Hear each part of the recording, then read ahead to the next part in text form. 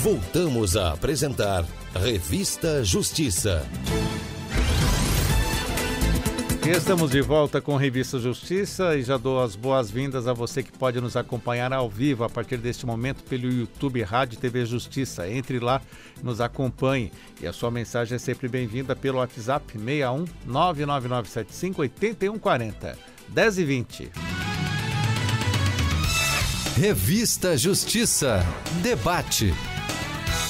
Debate de hoje, vamos falar sobre uma decisão do Tribunal de Justiça de São Paulo que manteve a decisão que negou pedido de um homem para a retificação da transmissão dos bens deixados pela irmã dele. O autor da ação alegou ser filho da falecida, fruto de uma relação incestuosa com o pai. Vamos tratar desse assunto polêmico e de como ocorre a transmissão de bens de uma forma geral com as nossas convidadas.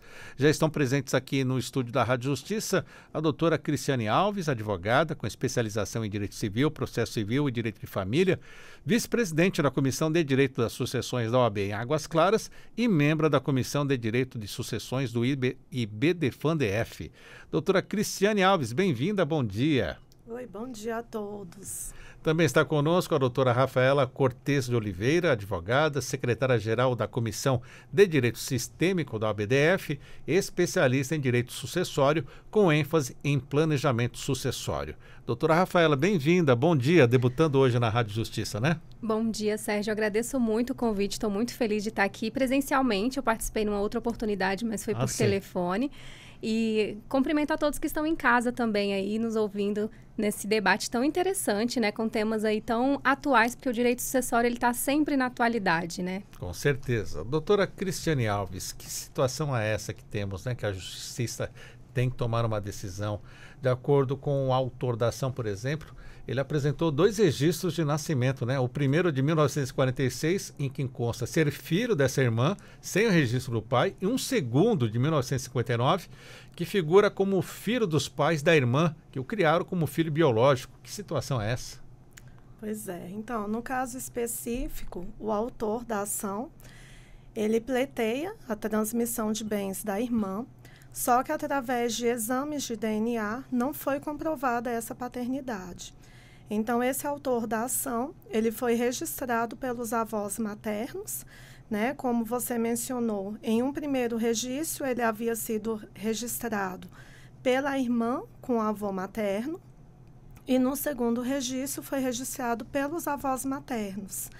Mas a probabilidade foi pequena em relação a essa paternidade para que ele fosse filho biológico dessa irmã em que ele está pleiteando a herança atualmente.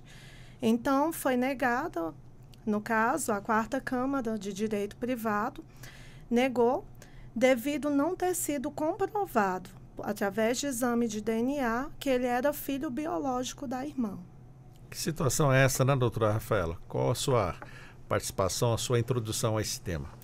É um caso bem interessante, né? E tem um nível de complexidade também aí, porque ele tem esses 2 registros de nascimento, um que seria filho da irmã, mas não tem o registro do pai. E no segundo momento, ele foi registrado no nome dos supostos avós maternos como filho biológico, né? Não um reconhecimento socioafetivo dessa relação. E aí, os exames de DNA, como a doutora Cristiane já ressaltou aqui, deu uma baixa probabilidade para que ele fosse filho da irmã e praticamente 0 de que ele fosse filho dos avós maternos, né? Então, aqui a gente está falando de uma situação muito específica, porque o conjunto probatório como um todo, ele não foi favorável para o pleito desse autor, né? Ele não apresentou, só tinha o registro mesmo, mas aí ele não teve ali uma questão de, o exame de DNA foi bem conclusivo no sentido negativo mesmo, não teve prova testemunhal, enfim. E aqui a gente está falando já de uma relação socioafetiva, né? Porque quando a gente é adotado, a gente tem uma relação de socioafetividade com aqueles pais que nos recebem ali, que nos acolhem. E hoje, no ordenamento jurídico, isso é muito pacificado na nossa doutrina, né, como um todo. Então, a relação socioafetiva, ela pode, em muitos casos, se sobrepor à relação biológica. Não só um registro ali sanguíneo é que vai fazer valer os direitos ali, inclusive na questão sucessória, né? Se você considera alguém como filho, se você adota essa pessoa, os seus bens, na hora da transmissão, ela vai ser considerada o seu herdeiro necessário. E aí foi o que aconteceu nesse caso, mas já tinha uma relação, inclusive, legal, né? Ele já tinha um registro de nascimento ali que se sobrepôs ao primeiro registro justamente porque foi o que perdurou durante a vida dele. Por 70 anos, ele foi registrado como filhos biológicos desse casal, que ele entende que seriam os avós maternos.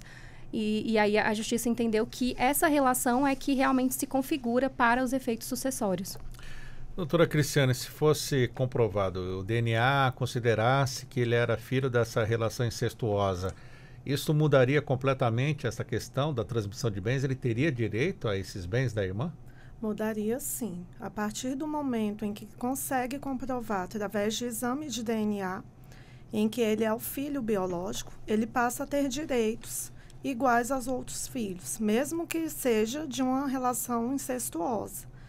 Né? Antigamente, pela doutrina e pelos códigos, os filhos havidos fora do casamento, eles possuíam um tratamento diferenciado, em que tinham os filhos do casamento eram considerados filhos legítimos e os filhos fora do casamento eram considerados filhos ilegítimos.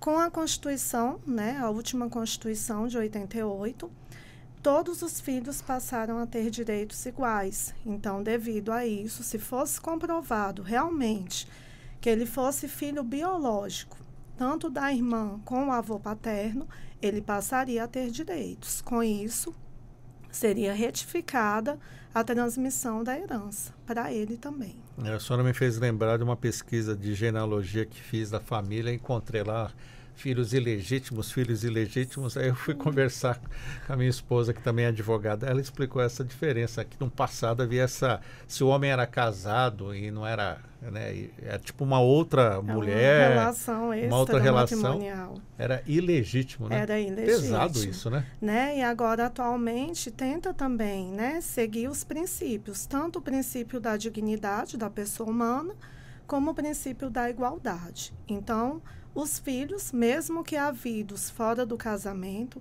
ou através de adoção, incesto, ou qualquer outro tipo de relação, eles passam a ter direitos como os demais filhos. Doutora Rafaela, a senhora falou também da questão afetiva, né? Como se comprova esta questão afetiva para ter direito a um bem, uma herança? Então, em muitos casos, os pais que têm essa pessoa ali como filha, elas vão buscar registrar essa relação. Mas nem sempre isso acontece. A gente, né, principalmente aqui no Brasil, a gente tem muito essa questão da adoção à brasileira, né? Que vai ficando, vai cuidando, vai se tornando pai e mãe ali, mas sem formalizar essa relação. E aí, posterior à morte desses pais socioafetivos, mesmo que ele não tenha sido reconhecido formalmente durante a vida, a pessoa que foi adotada, ela pode entrar com uma ação judicial para ser reconhecida como filha. E como é que funciona isso? A gente vai ter fotografias que comprovem a convivência, testemunhas, né? Como é que essa pessoa era conhecida ali no seio da família, para os amigos, para as pessoas que conheciam. Então, é bem fácil até, assim, da gente conseguir isso, porque quando a gente tem alguém que a gente considera filho, geralmente a gente vai apresentar como filho, a gente vai ter uma relação de fato ali em relação a isso. Então, essa ação, ela é bem tranquila de se fazer. E aí, claro, tem alguns casos mais específicos que a gente tem, de repente, ali um sobrinho que era muito bem tratado pelo tio, e aí às vezes esse sobrinho vai tentar pleitear um reconhecimento socioafetivo, aí ficando um pouco mais criterioso, né? Realmente para a gente verificar o que o dono da herança tinha em relação àquela pessoa que está pleiteando esse reconhecimento socioafetivo aí, se ele realmente tinha essa pessoa como filha ou não. Não é bem tranquilo quando principalmente envolve outros herdeiros, né, doutora Cristiane? Sim, geralmente quando envolve outros herdeiros, gera um conflito entre a família. Então, não é uma situação tão fácil, é preciso analisar caso a caso e realmente comprovar, né? A gente sabe que o pai biológico, ele tem muita importância na vida de uma criança, mas não adianta constar só o nome dele no registro. Então, na relação socioafetiva, o que nós percebemos? As pessoas que assumem a guarda daquela criança ou daquela adolescente, uma guarda de fato e jurídica, são responsáveis por sua criação e pelo desenvolvimento do filho, né? Por isso que ele acaba tornando o filho como legítimo, né? E aí o que ocorre? O pai socioafetivo é quem dá carinho, né? Quem atende todas as demandas de uma criança e muitas vezes é quem cria laços de afeto. E muitas vezes esse registro que o filho tem de uma filiação socioafetiva, ela se sobrepõe sobre a filiação biológica. Voltando a esse caso, doutora Rafaela, temos aqui um trecho do voto, né, do relator do recurso, do desembargador Enio Zuliani de São Paulo. Ele destacou que, apesar de respeitar a iniciativa do autor em busca da verdade, não está provado por exame de DNA, testemunhas ou qualquer documento de eficácia probatória indiscutível que o autor de fato é filho biológico de seu avô materno. Então, fazer prova é fundamental e só você alegar sem provar vai ser difícil obter êxito. Vai ser difícil. Quando a gente está falando dessa relação socioafetiva, como eu disse, né, as pessoas em volta vão saber, elas vão dizer, olha, realmente eu achava que ele era filho dele. Olha, eu considerava assim, porque sempre apresentava, estava sempre junto, enfim, andava para cima e para baixo. Ele que ia nas reuniões da escola, ele que participava ali das comemorações do Dia dos Pais, do Dia das Mães, enfim. Então, tem todo um contexto. Geralmente, o que a gente usa para provar isso? É quem é o responsável na escola ali, quem é que assina, quem é que frequenta as reuniões escolares. Muitas vezes essa pessoa tem também históricos médicos, né, de acompanhamento dessa criança ali em relação a cuidados médicos. Tem todo um contexto que vai tanto do testemunhal quanto do conjunto probatório mais robusto mesmo, porque eu disse que é fácil no sentido de que é muito complexo uma pessoa considerar alguém como filha e ninguém saber e ninguém ter prova disso. Mas realmente, principalmente quando tem outros herdeiros e tem algum tipo de discussão em relação a isso, porque acontece muito, principalmente quando é um caso de enteado, né? Então, o casal se separou e aí vem ali, desculpa, o que a gente chama de padrasto, né? E vai figurar como pai. Ele que vai realizar todos os cuidados, ele que vai cuidar daquela criança, ele que vai dar o apoio moral, enfim, ele vai prover, inclusive, muitas vezes financeiramente essa criança. Mas esse padrasto que se tornou um pai socioafetivo, ele tem outros filhos. E aí a gente, às vezes, acaba tendo mais discussões nesse sentido de que os filhos biológicos desse pai, muitas vezes, não vão aceitar esse irmão socioafetivo porque... poxa, já teve mais cuidados do meu pai do que eu, que sou filho biológico, que acontece muitas vezes. E ainda vai ter participação na herança também? Então, aí a gente já começa a ter uma discussão um pouco mais acalorada. Também tem a questão, muitas vezes, dessa pessoa que é considerada um pai ou uma mãe socioafetiva ter um outro relacionamento e o cônjuge ou o companheiro atual, né, pode ser que tente discutir essa relação porque realmente vai ter uma implicação financeira aí grande. Nessa situação, doutora Cristiane, como a justiça acaba decidindo qual filiação prevalece? Biológica, socioafetiva, é tudo igual? Não. Nesse caso específico, prevaleceu o segundo registro, que produziu realidade de vida por mais de 60 anos. Então, no plano da socioafetividade, que foi o que foi mantido pelo desembargador, a mãe do autor sempre foi a do registro, né? Como ele não conseguiu nenhuma comprovação através de exame de DNA e nenhum tipo de prova testemunhal que fosse indiscutível, prevaleceu o plano da socioafetividade. Portanto, não foi confirmada a filiação biológica, né? Então, o autor, ele continua buscando pelos verdadeiros genitores, que ele não sabe ainda quem são, e o autor afirma que veio mesmo de uma relação de origem incestuosa, só que ele não conseguiu comprovar essa origem atualmente, tá? Então, foi mantido o último registro, o que impede que ocorra a partilha de bens da irmã que faleceu. Doutora Rafaela, e qual é a realidade nos tribunais hoje, nesse tipo de caso? Qual filiação prevalece? Biológica, socioafetiva? Em geral, a socioafetiva. Só que daí a gente precisa, né, como a doutora Cristiane colocou, cada caso é um caso. Porque tem alguns casos como esse, se fosse comprovado, ele teria tido uma violação na origem, né, em relação à questão da socioafetividade ali. Então, possivelmente, nesse caso ele tivesse comprovado que era realmente filho biológico da irmã, de forma inequívoca, é bem possível que ele realmente conseguisse a concorrência ali, ele fosse concorrer com os outros herdeiros dela. Tá? Ele fosse considerado um herdeiro necessário, filho dela. Por quê? Porque não teve um processo de adoção, também não teve um processo de reconhecimento. O registro dele, em tese, pelo que se demonstra ali, do pouco que a gente conhece dos autos, foi fraudado, né? Ele tinha um registro anterior em que ele era filho da irmã e surgiu um novo registro e ele sendo filho biológico desses supostos avós maternos. Então, ali a gente já tem uma violação na origem, possivelmente teria, sim, efeitos retroativos ali, ele teria, sim, direito na herança da irmã. Mas em casos mais comuns, que a gente geralmente acompanha, a socioafetividade, ela prevalece em relação à filiação biológica. Mas daí a gente também já entra numa outra seara, que é a questão da multiparentalidade, que hoje em dia já está bem tranquilo, isso, né, no judiciário. 4 avós, 4 avós, que mais? Isso, 2 pais, 2 mães, enfim. É realmente uma salada mista ali no registro de nascimento mesmo. A gente pode manter os pais biológicos e agregar os pais socioafetivos de qualquer pessoa. E aí a gente já tem um contexto um pouco diferente, mas que ambas as relações, tanto a biológica quanto a socioafetiva, elas vão gerar os mesmos efeitos jurídicos, tanto para a herança do ascendente quanto do descendente. Situação que a justiça se depara, né? 4 avós, 2 pais, 2 mães. E o que podemos dizer para o nosso ouvinte, doutora Cristiane?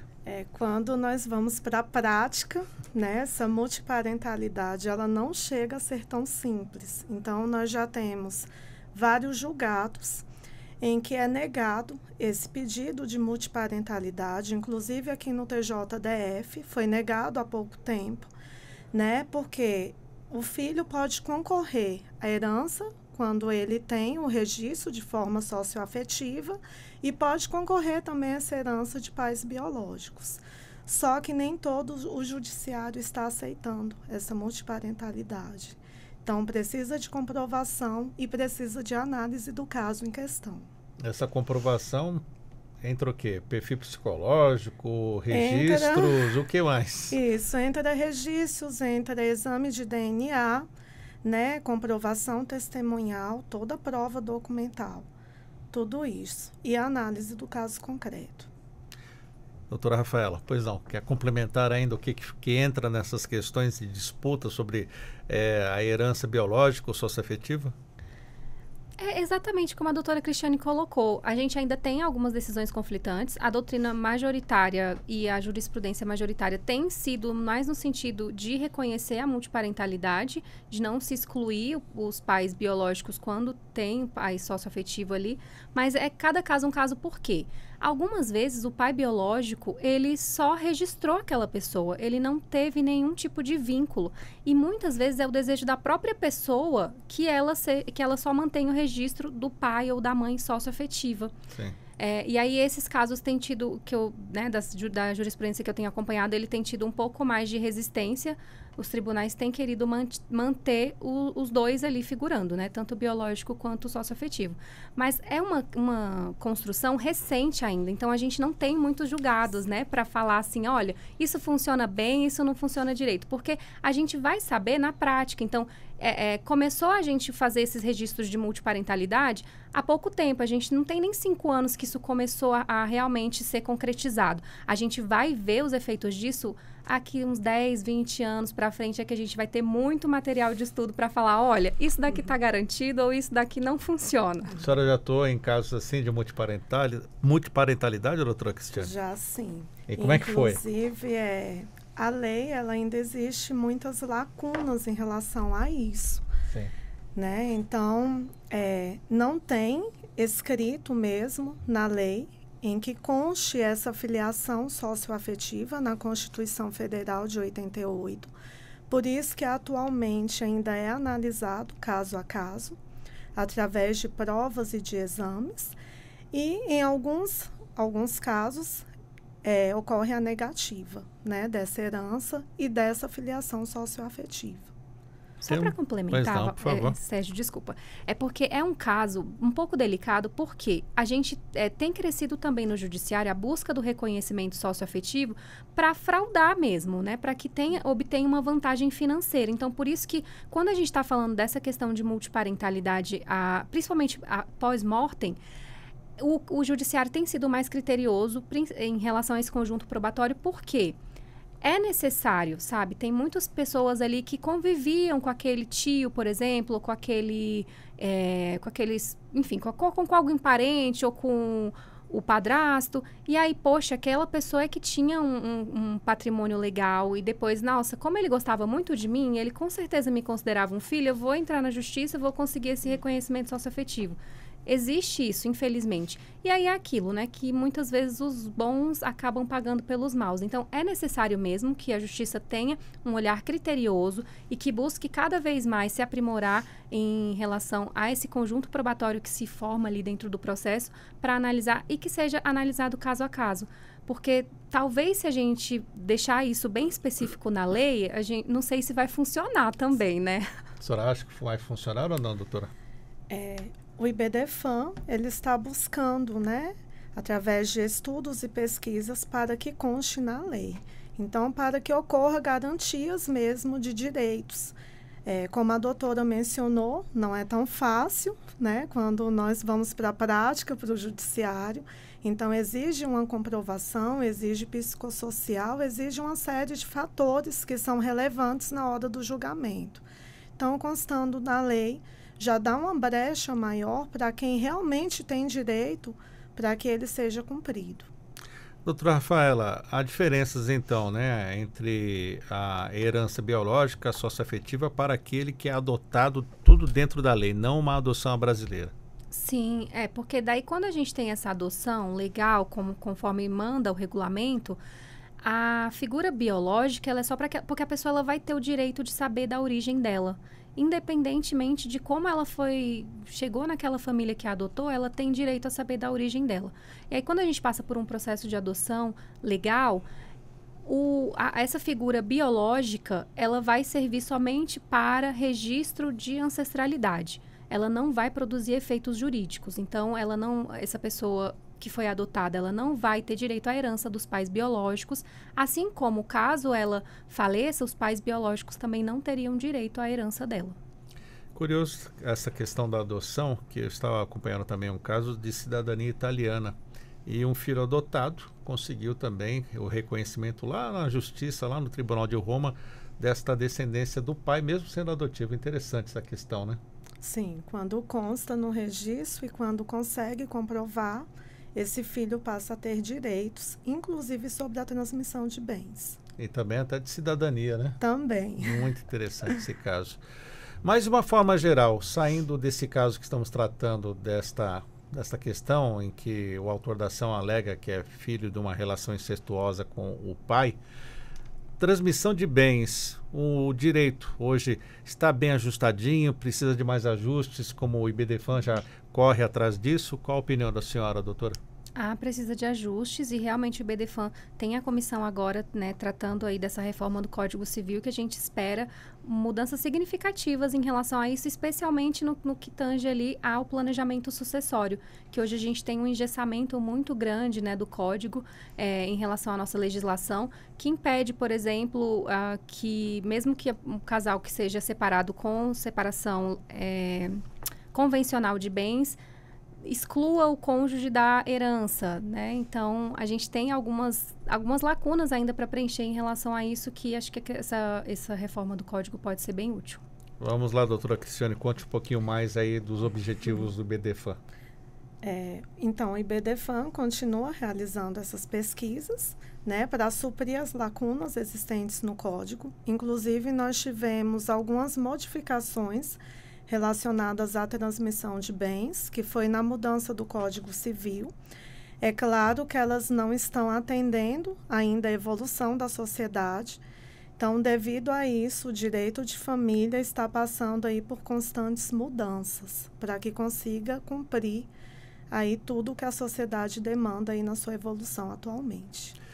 Doutora Rafaela, o que precisa ser mudado, então, ajustado, aperfeiçoado nessa transmissão de bens?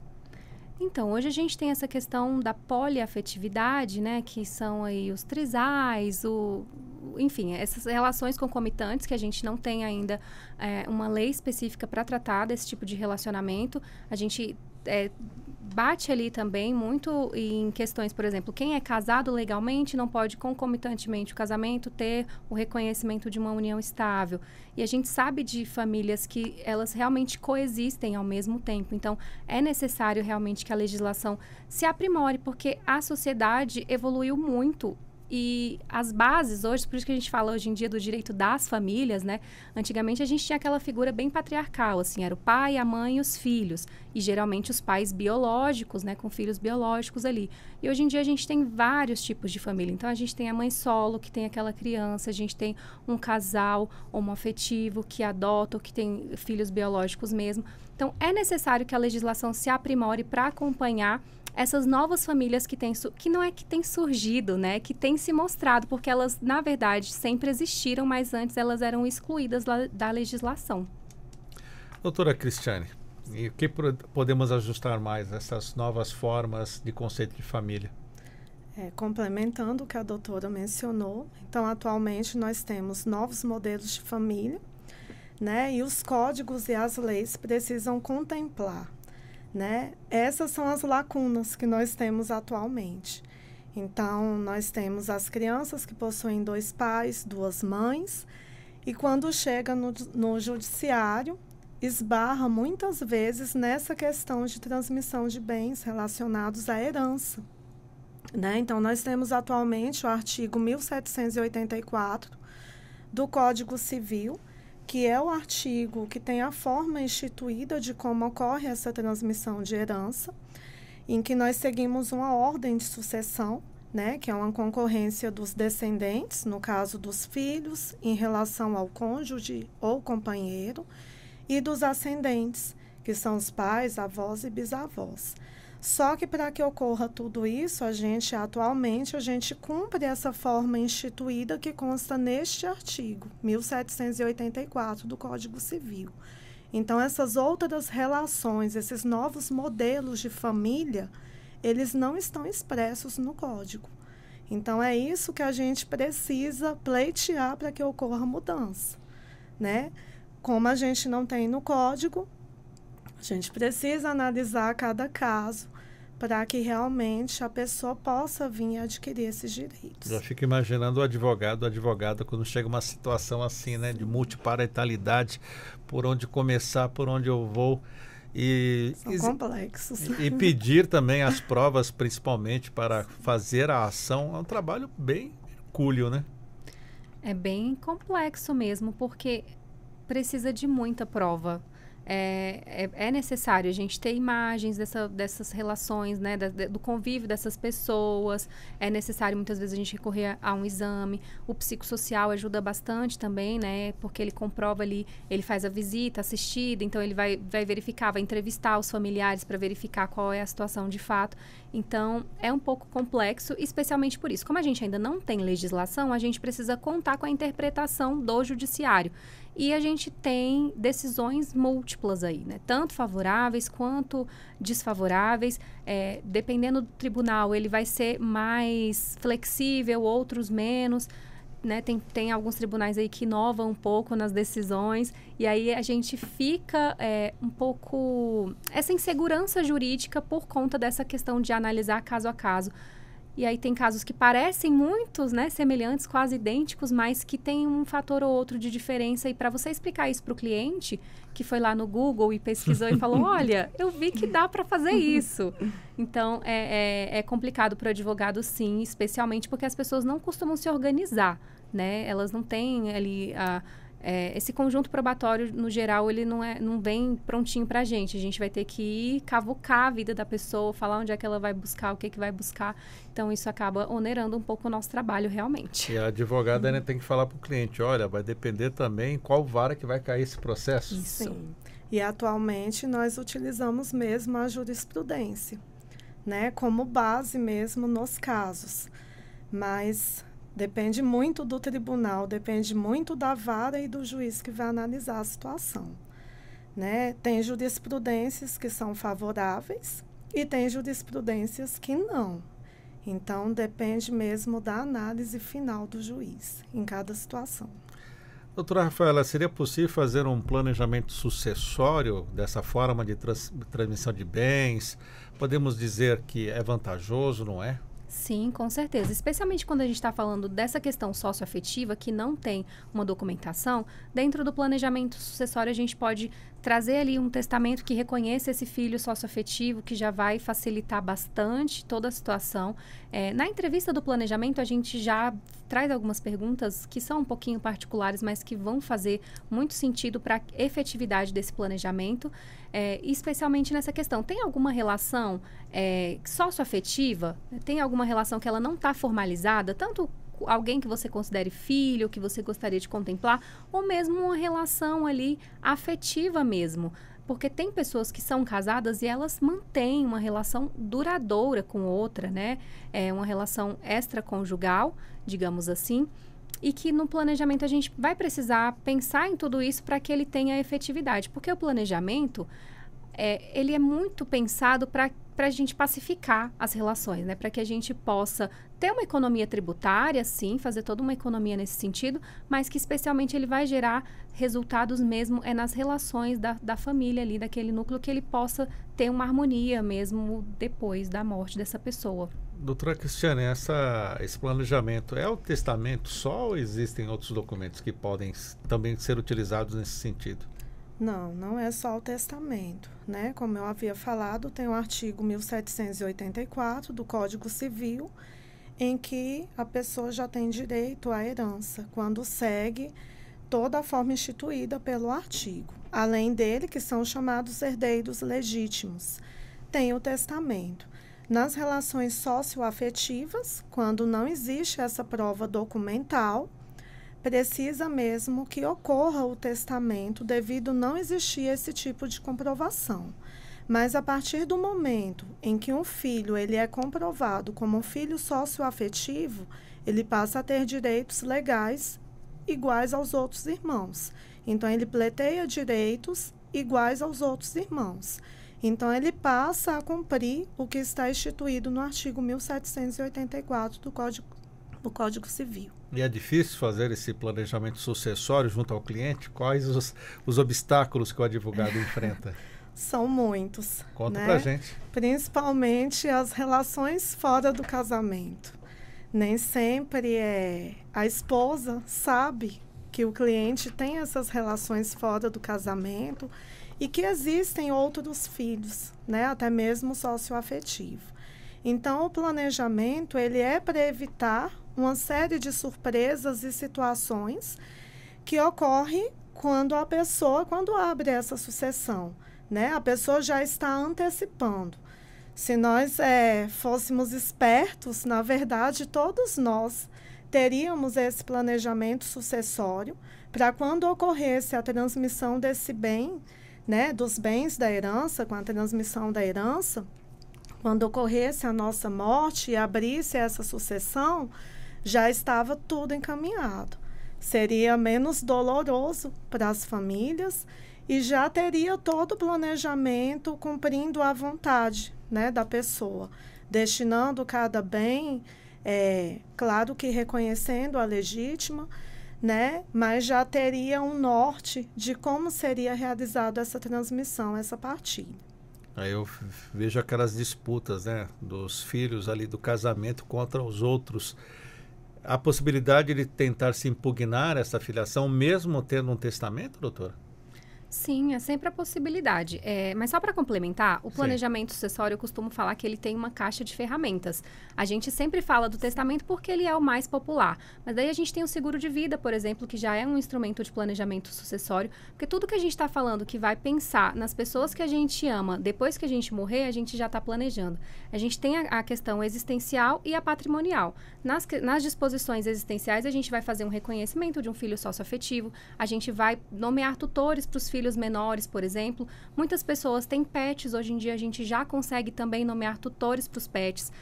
A gente já evoluiu um pouquinho, né? Acho que a reforma vai ser bem positiva, mas hoje em dia a gente já consegue ter mais de um tutor, inclusive. A gente pode ter um tutor financeiro e um tutor para os cuidados de saúde, de escola, enfim. Então, o planejamento sucessório, ele tem uma série de ferramentas mesmo. Aqui eu citei o testamento, tem o seguro de vida, a gente pode ter doação, a gente pode ter uma partilha em vida, enfim, é uma série de instrumentos que a gente pode brincar bastante, porque ele não tem receita de bolo, ele é customizado. A gente vai sentar, vai entrevistar o cliente, depois a gente vai fazer realmente a gente fala um diagnóstico ali da vida patrimonial dele para identificar o que pode ser feito a partir do que ele deseja. Sempre respeitando a legítima, como a doutora Cristiane colocou, os herdeiros necessários, né? Eles precisam ser resguardados, eles têm direito a 50% do nosso patrimônio. Então, se eu tenho um filho, eu não posso dispor de mais de 50%. Se eu quiser deixar 50% do meu patrimônio para uma instituição de caridade, eu posso? Posso. Se eu quiser deixar 50% dos meus bens para um dos meus filhos, eu posso? Posso. E ele ainda pode concorrer ao restante dali do percentual como herdeiro legítimo, tá? Como herdeiro necessário. E aí, sobre o que você me perguntou nossa, acho que eu me perdi, Sérgio, sinceramente. Estamos falando aqui nessa questão que envolve, né, as disputas para comprovar as impugnações. Isso, a impugnação ela é sempre possível. O testamento, quando tem um testamento, mesmo que todo mundo esteja de acordo, a gente vai precisar de uma ação judicial para reconhecer esse testamento, a validade dele. Depois que o juiz autoriza, é que a gente pode, de repente, ir para um inventário extrajudicial, por exemplo. Então, nesse momento, os herdeiros eles podem contestar, falar, olha, o meu pai ou a minha mãe, ela não estava em condição, ela não estava ali com as faculdades mentais plenas, então eu impugno esse testamento. Ou, olha, não é justo, essa pessoa não era filha dele, não, ele foi lá coagido, enfim. Então, tem uma série de situações que ele pode, sim, discutir, mas ele vai ter que provar o contrário. Quando a gente tem um documento falando ali, olha, eu reconheço o Sérgio como meu filho, por exemplo. Se alguém quiser contestar isso, ela vai ter que trazer um conjunto probatório mais robusto do que aquele testamento. Então, é um pouquinho mais difícil de se discutir quando a gente tem um documento prévio. Um testamento, ele tem validade? Ele tem validade e ele só começa a ter efeitos com a morte da pessoa. Então, muitos filhos têm conhecimento desse testamento e querem realizar uma forma de antecipação de herança, o que no código não é válido, né? Então, como a herança doutora, só de morto. Sim. Ele só passa a ter efeitos quando a pessoa morre. E mesmo assim, é necessário abrir a sucessão, ter a abertura da sucessão, processo judicial, toda a análise do testamento e verificar se não está, se ele realmente preenche todos os requisitos de validade, eficácia, né? E não pode ocupar mais de 50% da legítima. Então, tudo isso é preciso ser verificado para que ele realmente tenha validade. Explicando, a legítima é a esposa ou o esposo. A legítima é o que... Ou o companheiro. O que tá ali no 1845, né? Que são os descendentes, ascendentes e cônjuge nessa ordem. Quando a gente tem descendente, a gente não vai ter os ascendentes ali, os pais ou os avós concorrendo, né? Agora, quando a gente não tem descendente, o cônjuge pode concorrer com esses ascendentes. E o cônjuge também pode concorrer com os descendentes. Feito um testamento, ele vale por toda a vida? Ou até voltando à pergunta anterior que havia feito para o doutor Cristiane, ou algum herdeiro pode questionar, não, esse testamento é velho. Existe isso? Não, a menos que tenha um novo documento que invalide o anterior, né? Por exemplo, eu tenho eu fiz agora um testamento em 2023 e aí em 2025 eu faço um novo. Esse novo documento vai ter validade, vai sobrepor ao anterior. Agora, para ele perder a eficácia, é só se ele não cumprir os requisitos legais mesmo, tá? Depois disso. Infelizmente, o nosso tempo já está acabando, né? Como comentamos fora do ar, passa rápido. Quero agradecer às nossas convidadas, tratando de uma decisão do Tribunal de Justiça de São Paulo, que manteve uma decisão que negou o pedido de um homem para a retificação de transmissão de bens deixados pela irmã. O autor dessa ação alegou ser filho da falecida, fruto de uma relação incestuosa com o pai. Quero agradecer inicialmente a participação da doutora Cristiane Alves, advogada com especialização em Direito Civil, Processo Civil e Direito de Família e vice-presidente da Comissão de Direito das Sucessões da OAB em Águas Claras, membro da Comissão de Direito de Sucessões do IBDFAN-DF. Doutora Cristiane, obrigado por estar conosco aqui mais uma vez. E qual o seu conselho final para quem fica nesses impasses sobre sucessão de bens? Agradeço a oportunidade mais uma vez. E aos ouvintes por terem participado e estarem aí ouvindo, né, o nosso debate. Então, nesse caso específico, é sempre importante que tenha exames de DNA, documentos que comprovem realmente o direito, né, que foi pleiteado. Nesse caso, o autor ele estava tentando retificar a herança, a transmissão de bens de uma herança da irmã, só que devido à falta de comprovação, esse direito ele foi negado. Muito obrigado mais uma vez. Obrigada. Doutora Rafaela Cortes Oliveira, advogada, secretária-geral da Comissão de Direito Sistêmico da OBDF, especialista em direito sucessório, com ênfase nesse planejamento sucessório. Obrigado por estar conosco. Quais as suas considerações finais? Eu agradeço muito a todos, né, ao Sérgio, aos ouvintes, a doutora Cristiane, aqui companheira no debate. E o que eu digo é, não deixe para amanhã o que você pode fazer hoje. É sempre muito importante que a gente pense, e é muito mais interessante a gente poder ter o poder de decisão, a gente deixar tudo ali já organizado, previamente distribuído, muitas vezes, do que ir para um judiciário que, como a gente colocou aqui, se cair numa vara diferente, mesmo que seja no mesmo tribunal, a gente pode ter decisões diferentes. Então, assim, a gente precisa exercer a nossa autonomia, a nossa liberdade. É muito importante considerar e começar hoje, o quanto antes mesmo, para que você possa ter uma vida mais tranquila e deixar os seus também resguardados aí na sua falta. Muito obrigado mais uma vez, 11 horas, 1 minuto, a Revista Justiça fica por aqui e você que acompanhou essa entrevista pelo YouTube vai ter também futuramente as imagens dessa entrevista para você compartilhar com quem quiser. O programa de hoje teve a apresentação e edição de Sérgio Duarte, a produção de Leandro Bezerra, trabalhos técnicos Luiz Alves, programação musical Josimar Fernandes, coordenação de jornalismo Marcela Luiza, Secretaria de Comunicação Social Supremo Tribunal Federal. Está chegando aí pauta musical na apresentação de Ariana Fonseca. Um excelente dia para você e até amanhã.